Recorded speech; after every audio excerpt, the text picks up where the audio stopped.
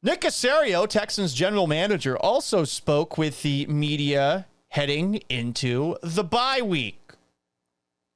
For those who don't know, I believe that Nick Caserio, if he were to pursue a career in Congress, would be the greatest filibuster in the history of the United States. And I mean, that is impressive company.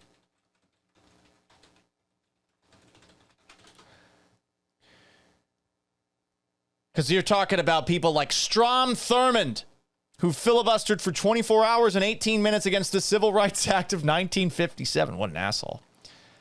Cory Booker spoke for 25 hours and 5 minutes a couple of months ago. Are these people actually good politicians? No, but goddamn, they will talk and talk and talk and talk and talk and talk and talk and talk and talk and talk and talk and talk and talk and then talk. It's impressive. Caserio does the same thing. And generally, he's not saying a lot of anything when he's talking. But a segment that we used to do on the radio side of things, we called it Inside the Vest, where you'd hear Nick Caserio speak, but then we would play Nick Caserio, who we believe to be a robot, given that he hasn't aged in about 20 years, what he's actually saying. Kind of like the Key and Peele Obama anger translator skit. So here you go, everybody. It's time for another episode of Inside the Vest. What's really going on in Nick Caserio's head? He's more machine now than man. It's time for Inside the Vest with Nick Caserio. I am a machine. Shout out to the Terminator movie franchise.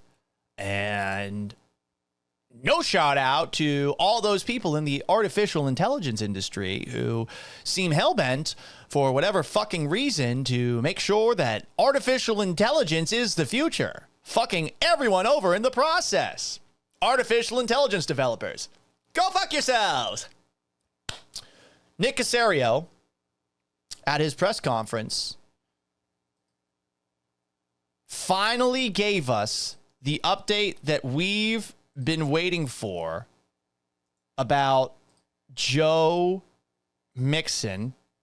Here is Nick Caserio.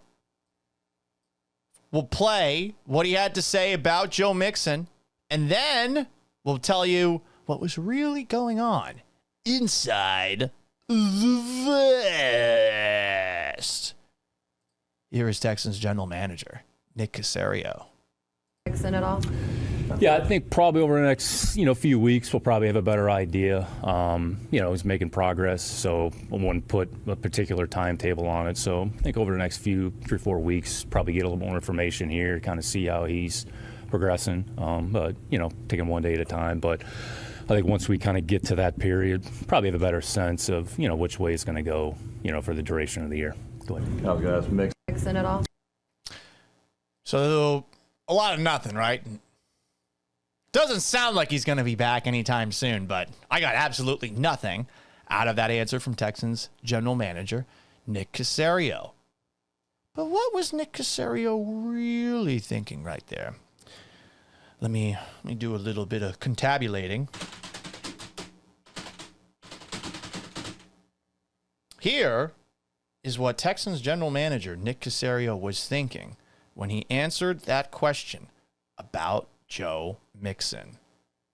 Do you foolish meatbags think that I, the great Caserio bot, will cave under the pressure of your futile questions? Joe Mixon's brittle human body is not made of titanium alloy like me. His return is a futile gesture given humanity's temporary place on this earth. God damn.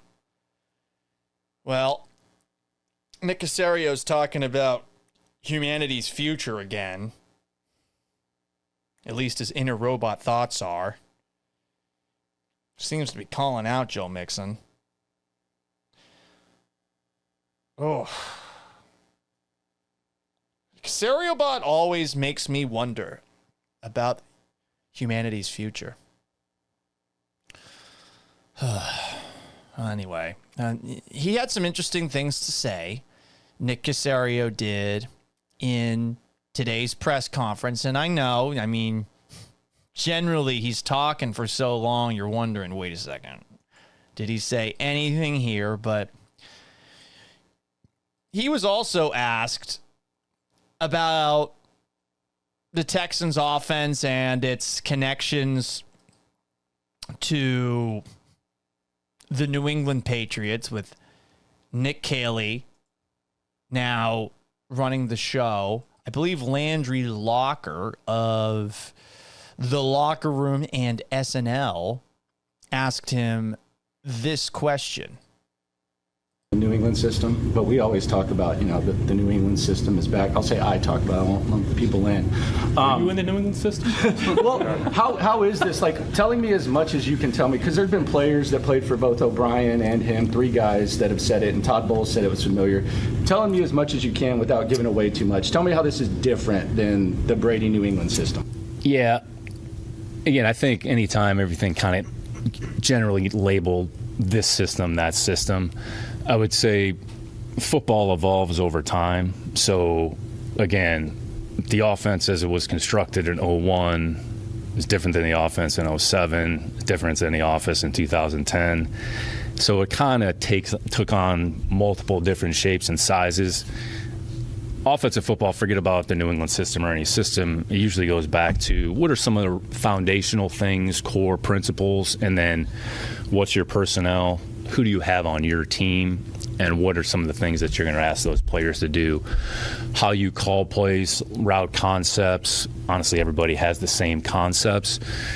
Probably the biggest, I would say, difference, or maybe some of the things that are specific systematically, is just from a protection variation standpoint. So that's probably where you've seen some, I would say. Simple for the offensive lineman.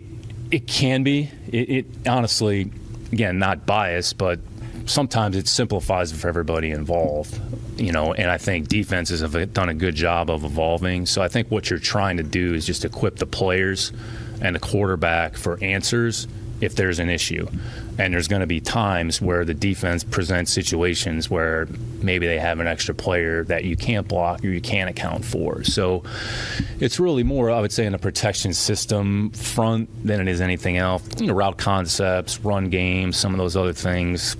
I mean, honestly, it's probably universal. I mean, you can look around the league. Maybe some teams emphasize a few more things relative to others.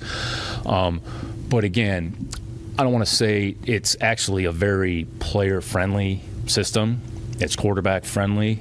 And you have to learn the terminology and what you call things, and sometimes you got to be able to translate a little bit. But even that system, it evolved over time, and it's not certainly cut and paste. It's not you take this playbook and then you drop it in. There's always going to be core elements, and I think we're all a product of whatever our foundation, what do we learn.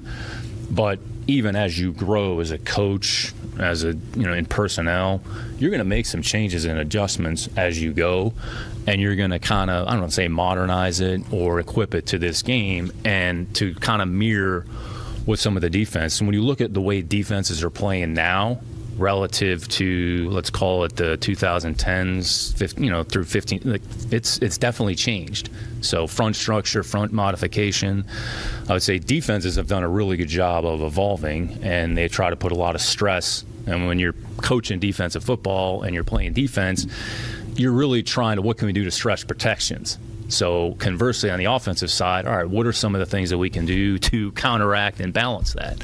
So again, I think sometimes you just have to be careful of just making too much of a parallel. It's system to system. It's definitely evolved over time. And unless you've been really in the system, which I've been in a lot of systems over the course of 25 years, I'm not saying like... No, you've been a part of it, and that's why I asked, because we've seen it not work with Tom Brady, and that's one of the talking points that I use. And then we saw it for a number of years, and it didn't feel like it was evolving as much. But you're one of the guys who was there for 20 years. You coached in it. You were in the building. Sometimes you were wearing the headset. So I just figured you would have a better grasp of it. It definitely evolved, Landry. And the same thing defensively. When you're going back to some of the defensive front structures from how it was kind of in the beginning to where it was in the end. You're saying it's evolving here, right? That's like not always, though, right? Correct. I'm saying offensively and defensively, just in those systems, my experience over 20 years, they were modified and tweaked and evolved. And then when you look at where we are with the Houston Texans, we've had a couple different, call it offensive systems, but I'd say a lot of concepts that we're using currently, we've carried over from the past 2 to 3 years. You know, they're player friendly, there's some carryover, and that's where as a coach you're just trying to figure out what makes the most sense and trying to make it work.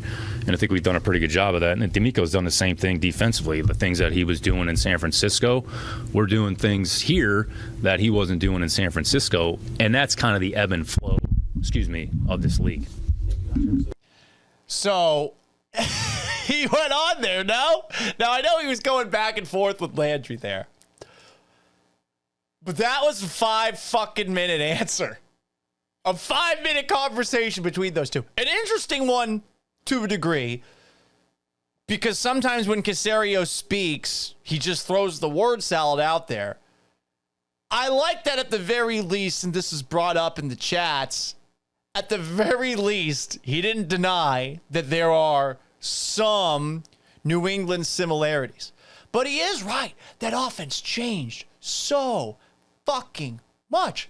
I was there. I followed it. And I do think it is weird in this fan base that there are so many people who push back on the idea of trying to do something that the Patriots did simply because Tom Brady isn't here. I understand that what Tom Brady and the Patriots did will never be replicated, and now it has us even questioning Bill Belichick's legacy, which I think is over the top, given how much of a role Belichick played in the first 3 Super Bowls. If you're debating that, you're fucking wrong. Like, I'm not even going to entertain that conversation. I watched all those games multiple times, like porn.